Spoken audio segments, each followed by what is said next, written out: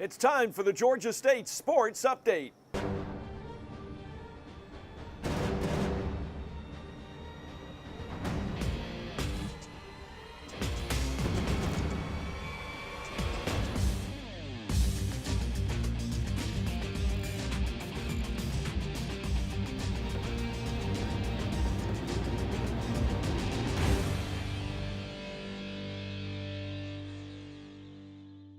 Dave Cohen joined by Brandon Leak and Sam Crenshaw here at the Georgia Dome. 23-21 the final score. The Panthers lose a tough one here in the gridiron to the Ragin' Cajuns of Louisiana Lafayette. And Brandon, so many things, especially special teams, just didn't go right today. It's kind of a quandary because it was a very winnable football game, yet the mistakes that the Panthers made ultimately were the ones that cost us the game in the end. Yeah, you hear it all the time. The proverbial special teams is 1/3 of the game, and for a third of the game, it was just very uncharacteristic problems that we saw. We saw a couple of missed field goals that are pretty much automatic. We saw a punt blocked in return for a touchdown, some low snaps, some high snaps, and it just wasn't a consistent game in the special teams area. Also, late in the game, we had a breakdown on the coverage team. So when you talk about where the Panthers lost the game, you have to look at special teams as part of the problem because it was just something that wasn't consistent throughout the entirety of the game. And Sam, we've watched Will Lutz numerous times. 2 missed field goals today. An explanation on the punt late in the game. Well, it was supposed to be a punt. He ends up throwing it to Tevin Jones, which is not really, as Coach Miles said on the postgame show on the radio, what was called for from the sideline. It's almost a little bit of a breakdown in communication out there. And that's the hard part because this team had done things to give themselves a chance for the second week in a row. This team gave themselves a chance. Down 10-0 early in the game, they found ways to climb back into this game. Nick Arbuckle, there's some big pass plays for touchdowns. Keith Rucker, 2 dramatic touchdown catches, especially the one hand grab. I really love that. That's my favorite place. And how do you lose to a team that's penalized for 126 yards in penalties? That's really not supposed to happen. So that's adds to the frustration for Georgia State. Yeah, again, they were penalized 12 times, 126 yards for Georgia State, 4 penalties, only 50 yards. But one thing that Sam mentioned, I don't know what it is about the Georgia Dome, but I go back to the game in the opener against Charlotte, but getting down early and giving up big plays. We give up the field goal and then the blocked punt, and before you know it, we're right out of the gate. We're down 10-0. Yeah, that was it's not the way you wanted to start the football game. That was the bad. The good was you were able to march ahead, find a way to climb back into the game, find a way to get close, find a way to take the lead, and then when you got to the fourth quarter, it had a chance really to control your own fate, and that's where you want to be in any football game, to have a chance to win the game, find a way to put points on the board. I think the other glaring thing that sticks out on the board is we didn't score in the fourth quarter, and if you can't score late in ball games, you're probably going to be on the end of a result that you're not looking. And so that was the unfortunate part, that even though we were close, even though we were behind and came back, we couldn't put points on the board late when we needed to, and hopefully that'll get corrected on the road in Texas. Which is too bad because in so many football games, one of the stats, especially when you talk about putting together longer sustained drives, is third down conversions. Georgia State converted on 7 of 15 third down opportunities in this football game. Louisiana Lafayette converted just 3 of 14, yet they leave the Georgia Dome with a win. And that was so impressive about them getting back into the game once they were down 10-0. The third down conversions on those drives were really big. And the last catch, unfortunately, by Keith Rucker before he left the game with a leg injury was a big third down conversion play. And so they kept that drive alive, allowing them to get down in the scoring range. So that's the thing that you hate to see. You're doing the right things. You're converting on third downs. Usually that means you're giving yourself a chance to win the game. It's heartbreaking, though, when you don't come through with the victory. Well, Keith Rucker had 2 more touchdown catches today, and as Sam said, a number of catches, at least 1 or 2 that were big third down conversion catches.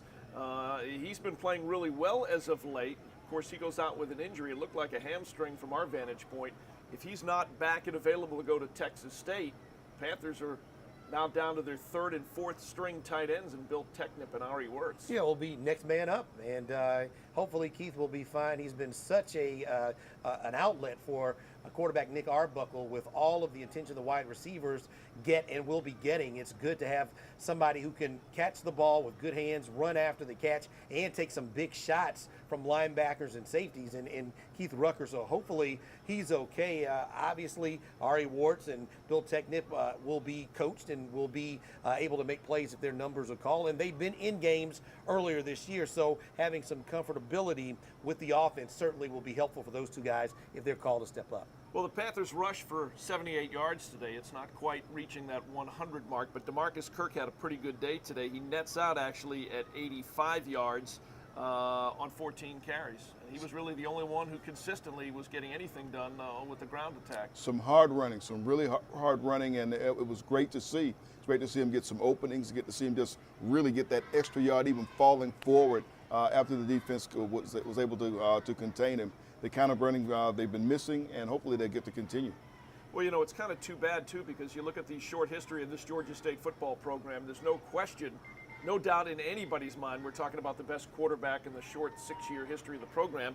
Nick goes 22 of 38, 313 yards, yet again does not leave the field with a win. It's unbelievable. If you look at the stat sheet, you would look down, and if you didn't look at the final score, you would say the Georgia State Panthers won the game. But unfortunately, stats don't tell the whole story, and the bottom line is it was a close game, and in close games, critical plays make a difference. And from the special teams breakdowns to turnovers late in the fourth quarter, those are the little things that you have to clean up, and learning to finish will help the Georgia State Panthers get things on track and hopefully help them win games like this in the future when they are close and they are winnable games where they can control their own fate.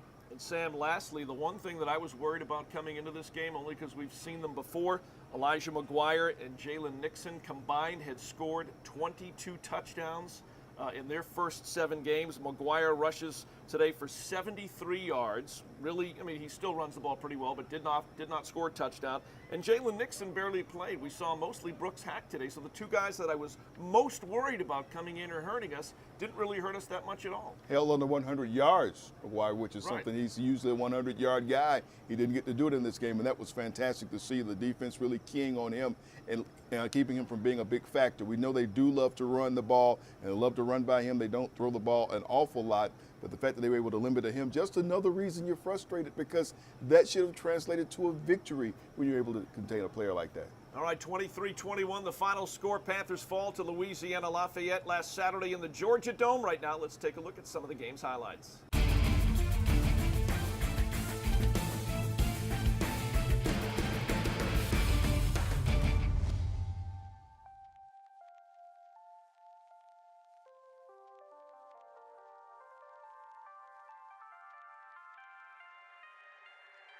Okay, I'ma try it out. I'ma try it out. Okay, I'ma try it out. I'ma try it out. Okay, I'ma try it out. I'ma try it out. Okay, I'ma try it out. I'ma try it out. Okay.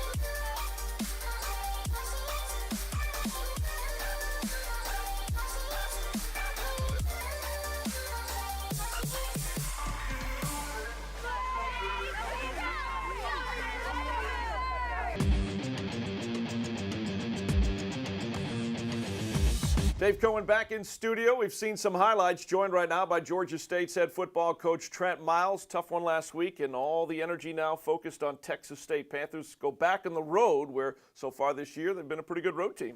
Yes, you can't look in the past. You got to look ahead, or you'll get slapped. So our kids are excited. You know, we get to go to San Marcos. It's a wonderful facility, and we fly in there Friday, stay in Austin, go down and play the game on Saturday, and come out with a W.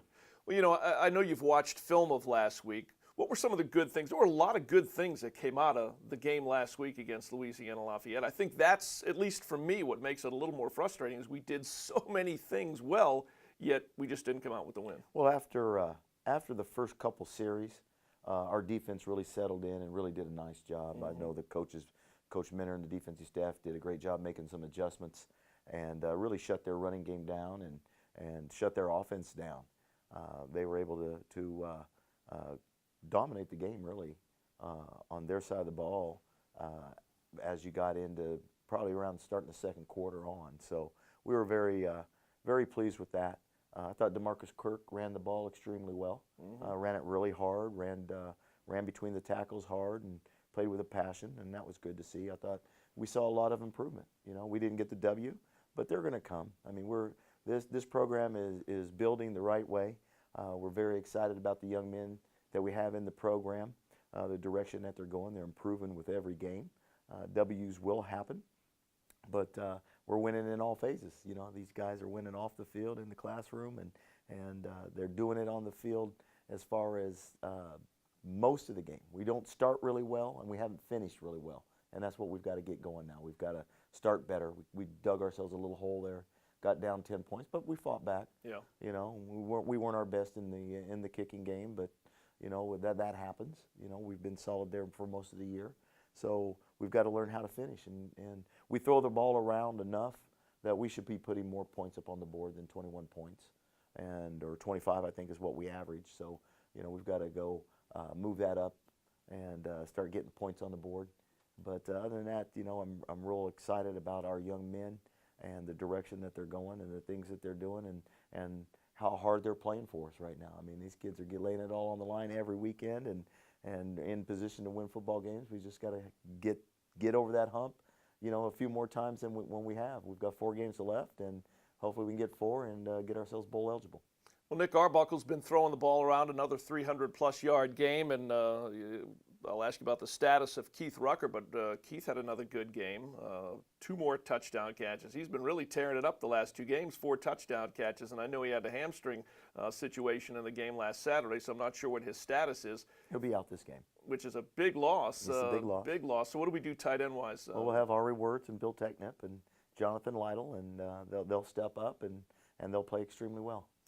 Again, talking to Coach Miles as we get ready for Texas State. You know, Dennis Francione, the head coach out at Texas State, the guy that you've known for a number of years now, he's trying to do the same thing you're trying to do here, and that's build that program up. And interestingly enough, heading out to San Marcos this week, both teams identical records, trying to do the same thing. Yes, you know, they have quite a few years of tradition behind them on ahead of us, but we're catching in a hurry. We're catching up fast, and I look for it to be a great game because they're going to want to win. They'll look at us and just look at our record and say, hey, we can go get this game, and you know we look at them and think we can go get it. So it'd be, you know, who executes the best and who can focus on each down and takes care of the football and plays solid across the board in special teams and doesn't give up the big plays on defense, and that's the team that'll win.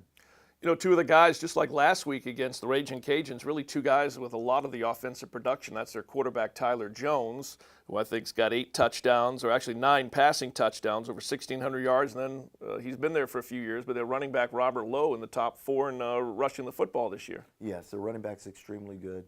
They've got a really good scheme. They'll run some option. They'll do some counter plays. They'll run the quarterback quite a bit, and quarterback counter, some read zone stuff. So they're a versatile offense that we've got to do a really good job of being disciplined, staying home and reading our keys. All right, again, coming up on Saturday, Georgia State on the road, San Marcos, Texas, to take on the Bobcats of Texas State. We do it each and every week. Time now for this week's questions for head coach Trent Miles.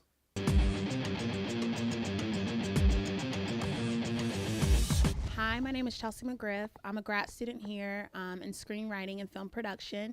My question is, tight ends have to be extremely versatile players, able to block and receive. How much time do our tight ends work in each area to make them well balanced? Well, we have periods in practice, which we call individual, that our tight ends are working. Some of it is working with the quarterbacks and the receivers catching the ball, and then the other half of it is working with the offensive line in conjunction with the offensive line running the ball. So it's a balance of how much they work each day in practice on both. There's different periods that they have to spend where it's just run, and different periods where they spend where it's just pass. And then when they come together, then it's a little bit of both. So it's really balanced in practice for them. Hi, Coach. My name is Shelby Harris, and I'm a journalism major. My question for you is, I know there's a lot of football to play this season, but when exactly do you start recruiting for next year's team? We started recruiting for next year's team probably 2 years ago when we first got here. Recruiting is always in advance. So we're on young men for this coming recruiting period, and which would be the 2016 graduates, but we're also recruiting for 2017 and 2018 already. So recruiting is a year-round thing, and it is always ahead, at least a year to 2 years, just so that you can stay on top of the game. Hey, my name is Amin Ra, and I'm a journalism major. And Coach, I've got a question for you.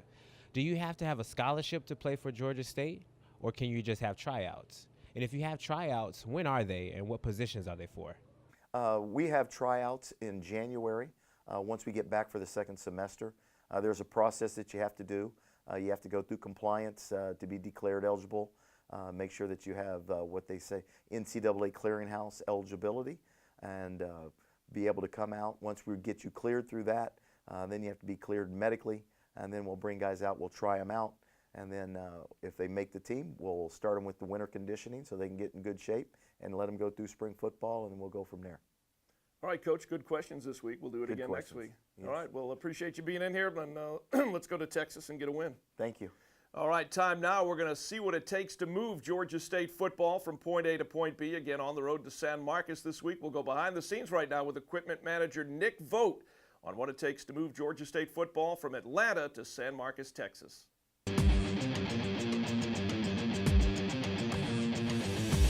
My name is Nicholas Vogt. I'm the equipment manager for the Georgia State Athletics, and I'm going to talk to you today about what my staff and I do for the football team. I've been an equipment manager since '06. My job is to not only outfit the team as well as the staff, but also make sure that the helmets, shoulder pads, and everything fits properly. So every week we have player equipment bags that my staff, we pool. We get their game loop in there, we get their game cleats, then the players pack their equipment bag. We throw those on carts and get those on the truck. We have different trunks that have extra cleats, extra helmets, extra gloves, so that way if anything does go missing or something does tear, a cleat burst out or a glove rips, we have stuff for game day. It gets pretty fast when we're going to set up, as our guys are doing this every single week, so it kind of comes routine and they all have a process in it, and it gets going pretty fast. It's not just the gloves or anything like that we're packing. We're also packing the truck with the trainer stuff, so they bring it out to our loading dock. We get that stuff packed onto the truck as well. When we go on the road, we actually do pack other things for, Powerade for hotel or video stuff for the hotel meeting rooms and all that good stuff. So that way they're ready to go whenever they get to the hotel. The athlete has to pack their helmet, their shoulder pads, their thigh boards, and any other special equipment they need. The O-line, they wear knee braces. Well, there might be some other player that needs to wear a brace of some kind, and it's their responsibility to make sure that it's in their equipment bag, so that way it's there in their locker on game day. Their cleats, some guys like to have game cleats, other guys don't. They're responsible for double checking and making sure that the cleats are in their bag. They have a game loop in there. We pack that for them and we put it in there before we put it in their locker. Other than that, it's kind of whatever they feel they need for game day to be successful, they pack in that bag. They leave those bags. We have carts. We have 3 big carts, and my assistant Ken and we're in the locker room. We have a list of who's dressing and everything like that, and we'll check them off one by one. So that way we ensure that we don't forget a bag of any kind, and that way we're ready to go when we go there Friday, the day before, to set up the locker room. we actually have everybody. You've got to look at the weather when we go on the road and we're playing outside. Is it raining? Do I need to pack the raincoats, rain suits? Is it going to be really cold that I need to bring extra heavy coats for the coaches? Or is it really going to be cold, and like App State a couple years back where it was snowing, that we had to bring sideline capes for the guys so that way when they went on the field they could stay warm. You try to think of everything. That's what's great about my staff. You know, we're always asking, all right, did we forget anything? Is there anything else we need to pack? Or is there anything else that we may need for game day? It's really a team effort. You know, it's just like any other support staff here. If we don't work together, then it doesn't really come together.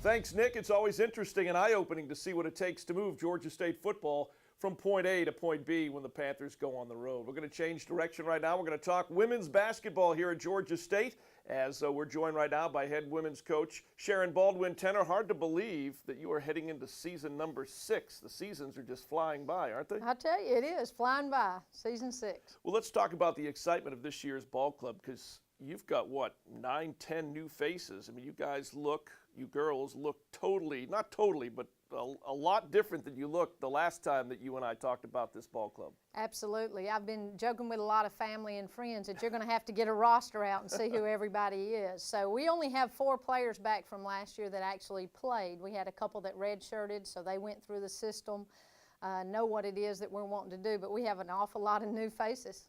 New faces right next to you on the bench, too. A couple of new assistants. I mean, wholesale changes with women's basketball. Absolutely. I tell you, we cleaned house. Everything was out of here. But, you know, I'm really excited. I love my staff. Latricia Trammell and Cameron Seeley came in, and then Portia Jones actually as Director of Basketball Operations. I held on to Aaron and AJ for another year. So things are going good, though.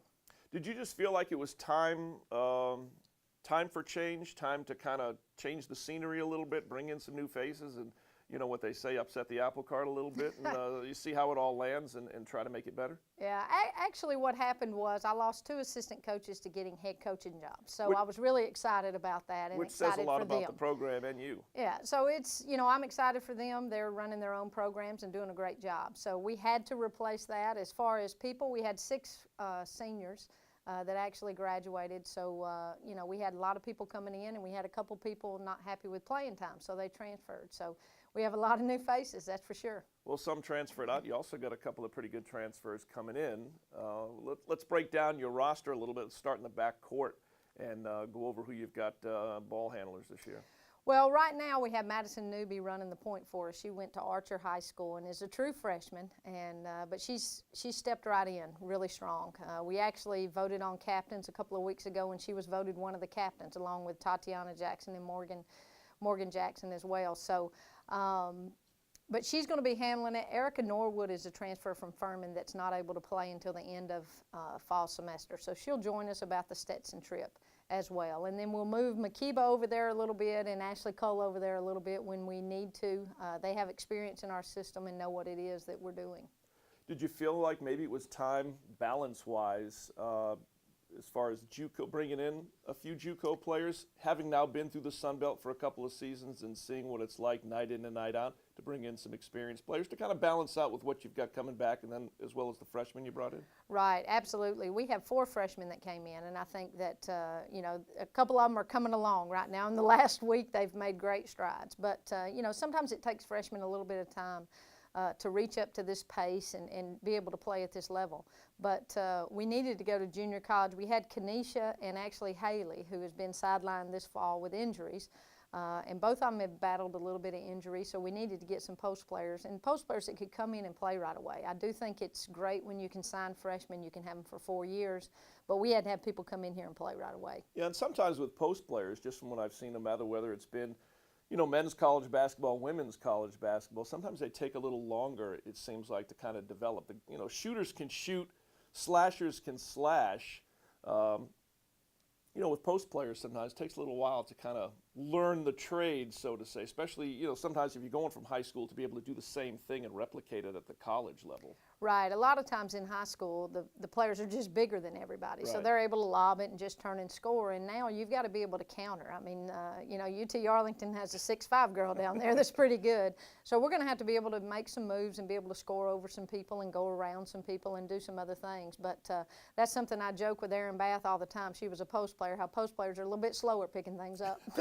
29 games on the schedule, 9 conference this year. Everybody playing at a 20-game schedule in the Sun Belt Conference. Let's look at your non-conference schedule. You open up with Kennesaw State at Kennesaw State on Friday, and then they start coming pretty quickly. Yeah, then we're going. So, you know, we're really excited. We're ready to play somebody else. We have had 2 close scrimmages against Division I programs that have gone well. You know, but we're ready to get out there and start playing. You know, Kennesaw beat us last year, so we're ready to go back against them. All right, and again, 20 conference games in the Sun Belt Conference, now that you've been through it a couple of years, and as you head into it, you know, this season, what does it look like competition-wise in the Sun Belt? Who are the teams that we're kind of chasing? Who are the teams we're trying to hold off? Yeah, I think a couple of the same ones. Little Rock and Arkansas State obviously have very good programs, year in, year out. You know, they're pretty tough. But UT Arlington has jumped up there. I think they've got most of their players back from last year, and they really made a run late. And obviously have a great post player, but they've got good surrounding parts as well, and they have a transfer from TCU that's going to be able to do some big things. So, you know, I think our conference is a lot, they're different programs and a lot of different styles of play, and so that's something that you have to get ready for. Thursday night, you may be playing somebody that plays in the half court, and on Saturday, you're playing somebody that plays full court and presses the whole game. So I think it's a challenge every game. We've got great coaches and great players in this league. All right, Coach Baldwin Tenner, appreciate you coming by. Best of luck. It's hard to believe the summer goes by quickly, doesn't it? I know, it does. All right, and they start Friday night on the road at Kennesaw State, and you can follow women's basketball online as well at georgiastatesports.com. So, again, appreciate Coach Baldwin Tenner coming in. Time now to see what's coming up this week in Georgia State basketball as we go on the schedule.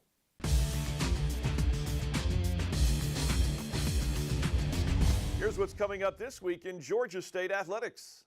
On Saturday, November 14th, Georgia State football on the road to San Marcos, Texas. Going to take on the Bobcats of Texas State. You can watch it on ESPN3. You can listen on the Georgia State Radio Network, including AM 1340 in Atlanta, 1340 The Fan 3. On Thursday, November 19th at 7 o'clock, men's basketball going to take on Emmanuel College at the GSU Sports Arena. On Thursday, November 19th at 7 o'clock, Georgia State women's basketball on the road at Tennessee Tech. Going to be in Cookeville, Tennessee for that basketball game. And then on Friday, November 20th, opening round game of the Sun Belt Conference Soccer Tournament, Georgia State men's soccer facing Georgia Southern, the tournament being held up in Boone, North Carolina, the host Appalachian State. And that's what's going on this week in Georgia State athletics. Want to thank women's basketball coach Sharon Baldwin Tenner and head football coach Trent Miles for joining us on the show this week. Again, Georgia State football back on the road. We're headed to San Marcos, Texas. They're going to take on the Bobcats of Texas State Saturday, 4 o'clock Eastern time. You can hear us on the Georgia State Radio Network. For the entire crew, I'm Dave Cohen. Thanks for watching. We'll see you right here next week on the Georgia State Sports Update.